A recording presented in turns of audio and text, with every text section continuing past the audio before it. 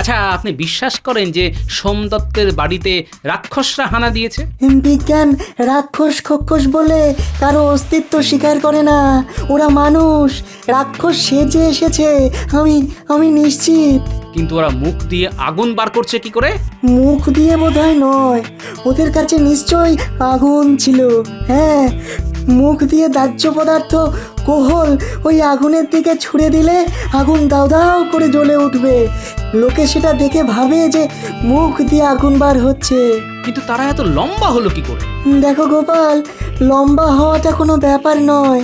নকল পা লাগিয়ে মানুষ তাল গাছের মতো লম্বা হতে পারে। আমি আপনার কথা বুঝেছি। আচ্ছা, আপনার বিজ্ঞান চর্চায় তো কোহল লাগে। রাজবৈদ্য যাকে সুরাসার বলে, সেই কোহল আপনি যতটা পারেন জোগাড় করে রাখুন, খুব শিগগিরই কাজে লাগবে। মন্ত্রীকে একবার দেখে আসি।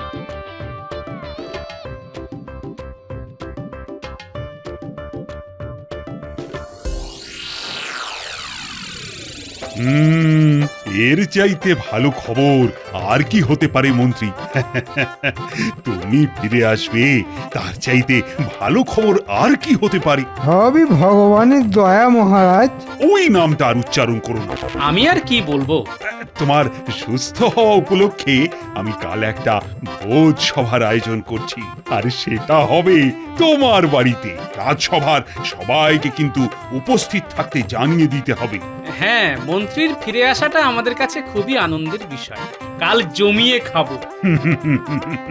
তোমার খাওয়া মানে তো একটা ভোজ সভার সব খাওয়া খেয়ে ফেলা, তবে সেটা করতে যেও না।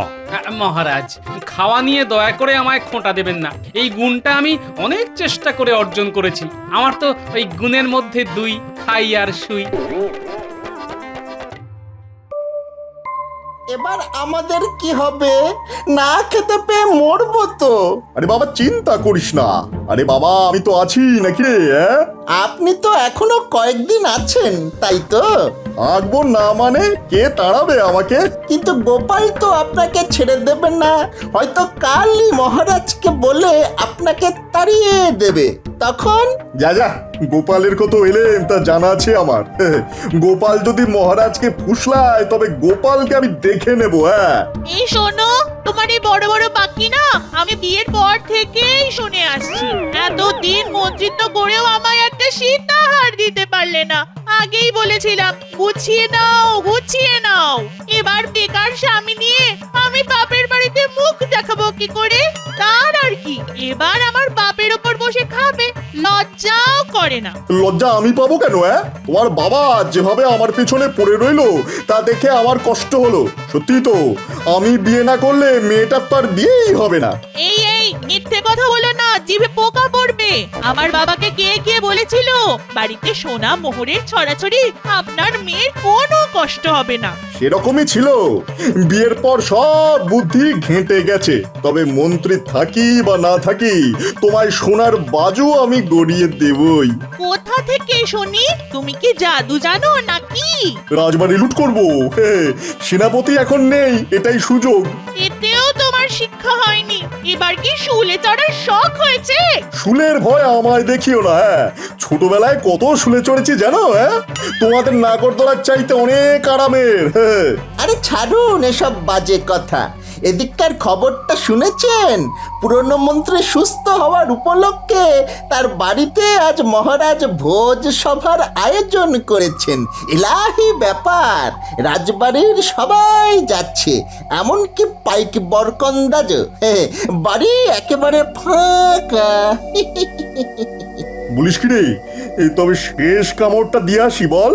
পুরো বাড়ি একেবারে ফাঁকা করে দেব, তারপরে জঙ্গলে পগার পার। কি বলিস? হ্যাঁ গো, রানীর ঘর থেকে আমার জন্য হীরের গোটা দশেক মালা নিয়ে এসো তো।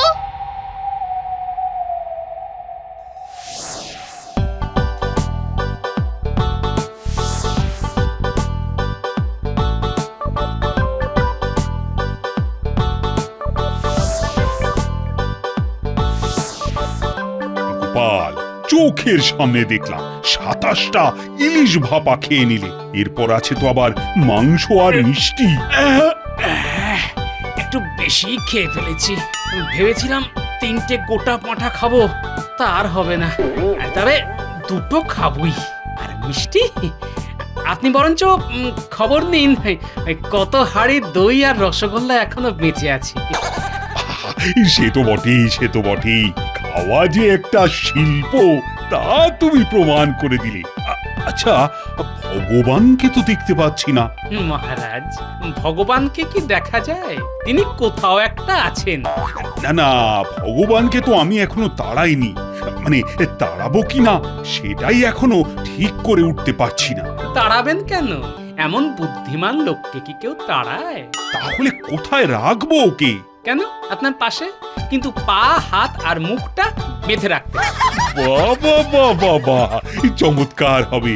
কিন্তু ভগবান এলো না কেন বলো তো? দেখুন ওর শাগরেদদের নিয়ে কোনো চক্রান্ত করছে কিনা। সেটাই তো চিন্তার। তবে ওকে চোখে চোখে রাখা কিন্তু খুব দরকার। এই সর্বনাশ, আমার তো পেয়ে গেছে।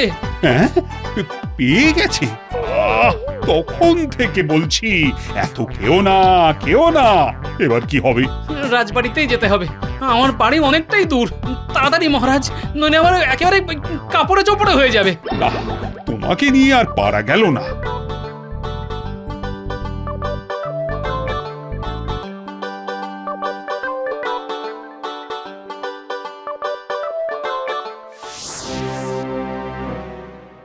এই তাড়াতাড়ি ওপরে ওঠ বটা।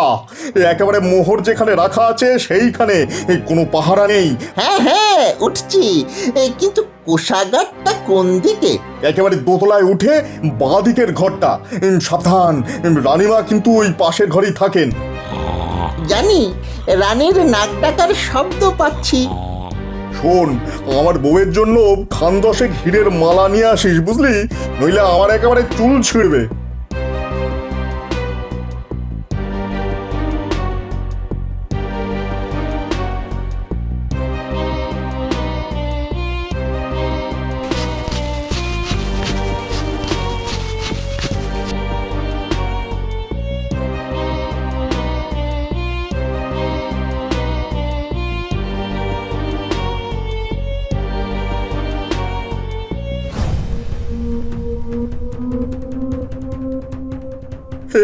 সর্বনাশ হয়ে গেছে রে বটা। মহারাজ আর গোপাল এইদিকেই আসছেন। এই তাড়াতাড়ি তাড়াতাড়ি পালা।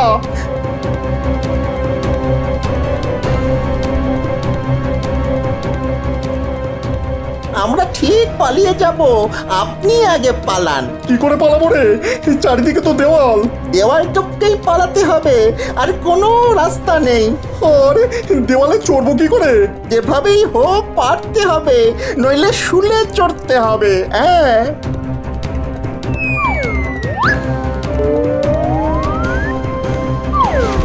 বাবারে বাবারে বাবা, আরে কে আছো? আমার তোলো। উড়ি বাড়ি, মাজাটা গেল রে, মাজাটা গেল। পা দুটো বোধহয় ভেঙেছে। আরে ভগবান, আরে তুমি পড়ে গেলে কিভাবে? দেখি দেখি, হাত পা ভাঙলো কি না? স্মৃতির টানে পাঁচিলে উঠেছিলাম রাজবাড়িটা শেষবারের মতো দেখবো বলে, তার হলো না।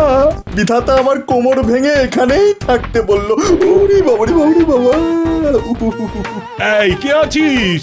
আরে ভগবানকে কাঁধে করে ঘরে নিয়ে যা। বিষয়টা খুবই বিস্ময়কর, তাই না মহারাজ? তোমার তো সব ব্যাপারই সন্দেহ। একটা লোকের কোমর ভেঙে গেছে আর তুমি তাকে সন্দেহ করছো? মহারাজ, গোপাল বিপদের গন্ধ অনেক দূর থেকে পায়। জোর বাঁচা বেঁচে গেছি রে ঘটা। মহারাজার হাতে ধরা পড়ে গেলে কি হতো বলতো? কি আবার হতো? শুলে চড়তে হতো। কিন্তু ভগবানের কি হলো বলতো? এখন ভগবানের কথা বাদ দে তো, আমাদের কথা ভাবি চল। হ্যাঁ, শুনেছি এই জঙ্গলে নাকি ডাকাতের দল থাকে। তারা নাকি ওই ঠিক মানুষ নয়, রাক্ষস। রাক্ষস! ঘটা, এবার কি করি রে? রাক্ষস প্রভু, আমাদের প্রাণে মারবেন না। আগে বল, তোরা কে? এই জঙ্গলে কি করতে এসেছিস? পালিয়ে প্রভু। কেন, তুই কি চোর না ডাকাত? আগে আগে ডাকাত হওয়ার সাধ্য নেই, তাই ওই চুরি চামারি করে খাই। শোন, আমরা মাদারিকা, নাম শুনেছিস? আমরা ভোজবাজি দেখিয়ে গ্রামে গ্রামে ডাকাতি করি। আমাদের কোনো অস্ত্র লাগে না। আমাদের ভেলকি দেখে সবাই ঘর বাড়ি ছেড়ে পালায়। আমাদের দেখে কেউ পালায় না প্রভু, উল্টে লোক দেখে আমরা পালাই। খুবই দুঃখের কথা। আপনার শ্রীচরণে আমাদের একটু স্থান দিন প্রভু। দেখ, আমাদের পথ বড় কঠিন পথ, কিন্তু একটা কাজ তোদের দিয়ে হবে। নগরের সব খবর তো তোদের কাছে আসে, আমাদের সেই খবর দিতে পারবি তো? তোরা শুধু আমাকে ঠিকঠাক খবর দিবি, বুঝলি? আগে প্রভু, তবে একটা খবর এক্ষুনি দিতে পারি। নগরের সবচাইতে বড় বণিক সোমদত্ত এখন বাড়িতে নেই। সপ্তডিঙা ভাসাবে বলে কোনো একটা দ্বীপে আছে। বাড়িতে কোনো পাহারা নেই। আজ রাতেই একটা চেষ্টা করা যেতে পারে।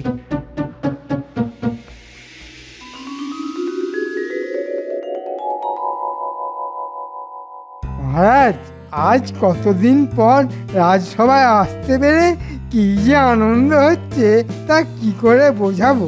এত সুসংবাদের মধ্যেও একটা দুঃসংবাদ আছে। কাল সোমদত্তের বাড়িতে একটা অদ্ভুত ডাকাতি হয়েছে মহারাজ। হ্যাঁ, সোমদত্তের বাড়িতে ডাকাতি হয়েছে? অদ্ভুত ডাকাতি। যারা ডাকাতি করতে এসেছিল তারা নাকি একতলা বাড়ির মতো লম্বা, তাদের মুখ দিয়ে নাকি আগুন বার হচ্ছিল। যারা দেখেছে তারা বলছে ওরা নাকি রাক্ষস, জঙ্গলে থাকে, ওরা নাকি মানুষ চিবিয়ে খায়। আমিও ওদের কথা শুনেছি। ওদের আটকানো খুব শক্ত। এখন কি যে করি, তবে একটা যজ্ঞ করলে মনে হয় রাক্ষসরা আর ভয়ে আসবে না। ঠিক কথা বলেছে আমাদের মন্ত্রী মশাই। বড় করে একটা যজ্ঞ করতে হবে। মন্ত্র শক্তিকে ওরা খুব ভয় পায়। মন্ত্রটা আমি জানি, ওং রিং রাক্ষসায় নমঃ। এটা 3 বার বললেই রাক্ষস ইঁদুর হয়ে পালাবে। মহারাজ, রাক্ষসরা সোনা দানা হিরে মণি মাণিক্য নিয়ে কি করবে? নিশ্চয়ই বাজারে আলু পটল কিনতে যাবে না। আর ওরা যদি মানুষকেই চিবিয়ে খায় তবে মোহর দিয়ে কি হবে ওদের? আর পণ্ডিত, কোন পুঁথিতেই মন্ত্র পেয়েছো তুমি বলো তো? কেন, রাক্ষস পুরাণ? গোপাল, তোমার এত জেনে কি কাজ বলো তো? আহ গোপাল, এই ব্যাপারটা আমাদের সামলাতে দাও না। কতদিন সমস্যার সমাধান করতে পারিনি। দেখুন রাক্ষস ধরতে পারেন কিনা, তবে দেখবেন আপনাকেই না ওরা চিবিয়ে খেয়ে ফেলে। আচ্ছা, আপনি বিশ্বাস করেন যে সোমদত্তের বাড়িতে রাক্ষসরা হানা দিয়েছে? বিজ্ঞান রাক্ষস খক্ষস বলে কারো অস্তিত্ব স্বীকার করে না। ওরা মানুষ, রাক্ষস সেজে এসেছে। আমি নিশ্চিত। কিন্তু ওরা মুখ দিয়ে আগুন বার করছে কি করে? মুখ দিয়ে বোধহয় নয়, ওদের কাছে নিশ্চয়ই আগুন ছিল। হ্যাঁ, মুখ দিয়ে দাহ্য পদার্থ কোহল ওই আগুনের দিকে ছুড়ে দিলে আগুন দাউ দাউ করে জ্বলে উঠবে। লোকে সেটা দেখে ভাবে যে মুখ দিয়ে আগুন বার হচ্ছে। কিন্তু তারা এত লম্বা হলো কি করে? দেখো গোপাল, লম্বা হওয়াটা কোনো ব্যাপার নয়। নকল পা লাগিয়ে মানুষ তাল গাছের মতো লম্বা হতে পারে। আমি আপনার কথা বুঝেছি। আচ্ছা, আপনার বিজ্ঞান চর্চায় তো কোহল লাগে। রাজবৈদ্য যাকে সুরাসার বলে, সেই কোহল আপনি যতটা পারেন জোগাড় করে রাখুন, খুব শিগগিরই কাজে লাগবে।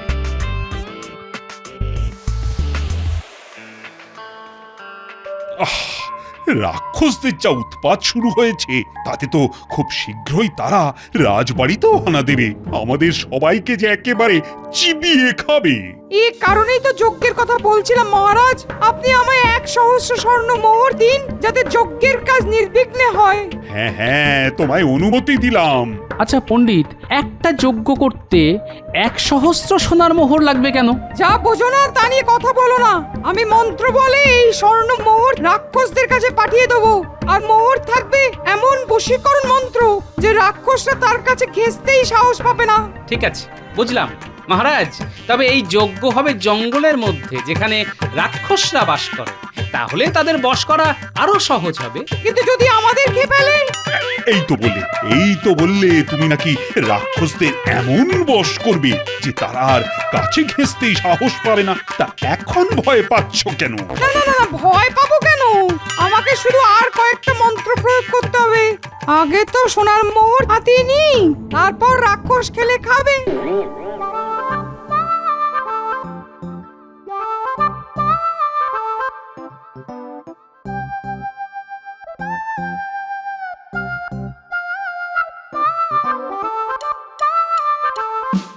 ভালোই তো দাম আনলে, 1,000 স্বর্ণমুদ্রা। একাই ট্যাঙ্কে ভরবে, আমার ভাগ দেবে না? তা কখনো হয়? হ্যাঁ, কিন্তু গোপাল যে সব ভেস্তে দিল, জঙ্গলে কেন যোগ্য হবে বলো তো? আরে রাক্ষস টাক্ষস কিছুই নয়, এরা ডাকাত। ভগবানের সাগরেদ বটা ঘটা ভগবানকে না পেয়ে আমার কাছে এসেছিল, সব বলেছে। ওদের বলে মাদারিকা, ভোজবাজিতে ওরা ওস্তাদ। নবাবের সেনারা ঘোড়ায় করে ওদের ধরতে পারে না, লম্বা পায়ের এত জোর। ওরা ওই মোহর চেয়েছে, নইলে তো কি রাজবাড়ি লুট করবে।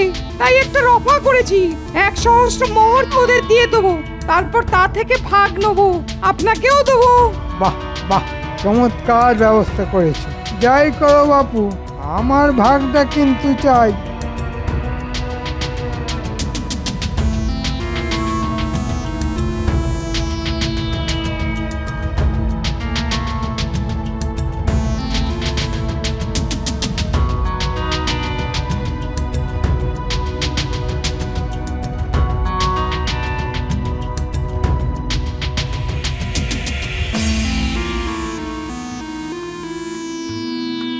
শোনো পুটির বাবা, ওই যে মুলি বাঁশের ডান্ডাগুলি দেখছো, সেগুলি নিয়ে তোমরা যজ্ঞস্থানের থেকে একটু দূরে লুকিয়ে থাকবে। ডাকাতদের দল আমাদের ঘিরে ফেললেই ওদের পা লক্ষ্য করে ডান্ডাগুলি ছুড়বে জোরে। ওরা উল্টে পড়লেই পটাপট ওদের মাটিতে চেপে ধরতে হবে। আমাকে কি করতে হবে গোপাল? ধুতির খোঁটায় কোহলের শিশি লুকিয়ে রাখতে হবে। ডাকাতরা আসলেই মুখে কোহল নিয়ে আগুনের চেলা কাঠে কোহল ছুঁড়ে দিতে হবে। পারবে তো? আরে পারবো না মানে?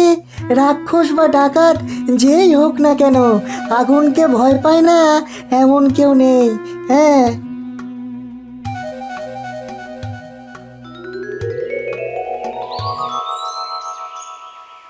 তাহলে যজ্ঞের কাজ শুরু করো পণ্ডিত। কাদের জন্য অপেক্ষা করছো? নজর রাখ গুলটে, লম্বা ডাকাতদের দেখতে পেলেই ডান্ডা ছুঁড়ে মারবি, টিপ করবি একেবারে পায়, দেখবি কি মজা হয়।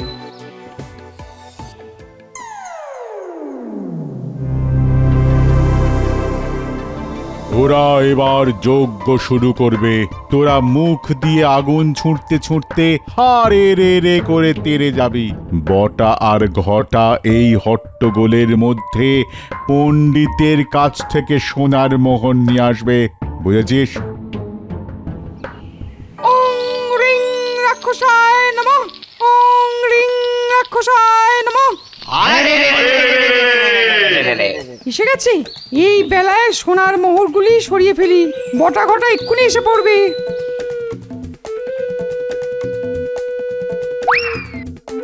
বিজ্ঞানী, তাড়াতাড়ি মুখে কোহল নাও, সামনের জ্বলন্ত চেলা কাঠে মুখ থেকে কোহল ছুঁড়ে মারো।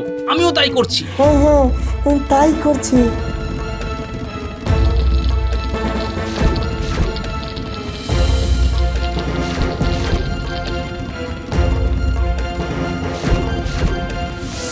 একই রে, আমাদের দিকে আগুন ছুটছে কে রে? জোরে মার গুলটে, একেবারে পায় টিপ করে।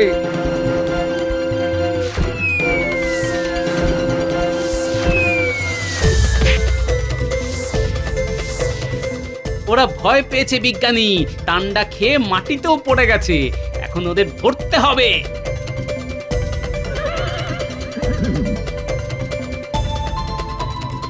পণ্ডিতকে পাচ্ছি না, 1,000 সোনার মোহর নিয়ে পালালো নাকি? বটা আর ঘটার সঙ্গে পণ্ডিতকে দেখছি ওই গাছের তলায় লুকিয়ে আছে। ওই পালের গোদাটাকে ধরে আনো। বেটা 1,000 সোনার মোহর কোথায় রেখেছে তা তো দেখতে হবে।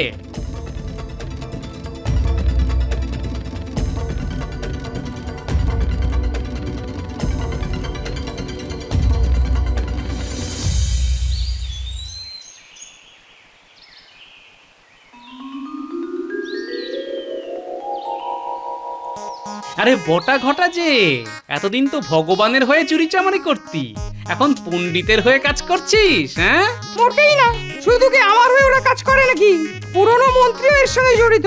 ঠিক আছে, সবাইকে বেঁধে মহারাজের সামনে নিয়ে যাওয়া হোক।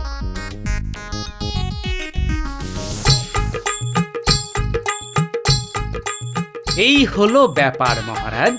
এরা রাক্ষস খক্ষস নয়, ডাকাত। এদের দলের নাম মাদারিকা। ভোজবাজি দেখিয়ে ওরা ডাকাতি করে। ডাকাতদের যে কি শাস্তি দেব তা জানি, কিন্তু গোপাল, ঘরের শত্রু পণ্ডিতকে যে কি করব সেটাই তো বুঝে উঠতে পারছি না।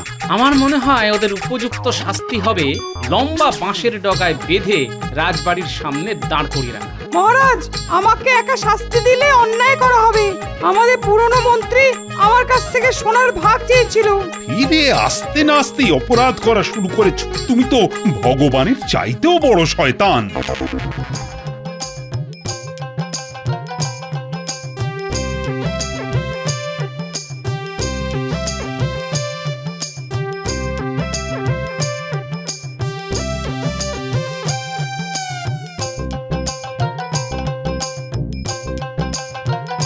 এত বাঁশ তুমি কাকে দেবে? এইমাত্র দিয়ে আসলাম। মহারাজ যা পুরস্কার দিয়েছে তা দিয়ে বাঁশি কিনে আনলাম। জানি না কখন কি কাজে লাগবে। ও, এই যে হেঁয়ালি করে কথা বলো, বুঝি না বাবা।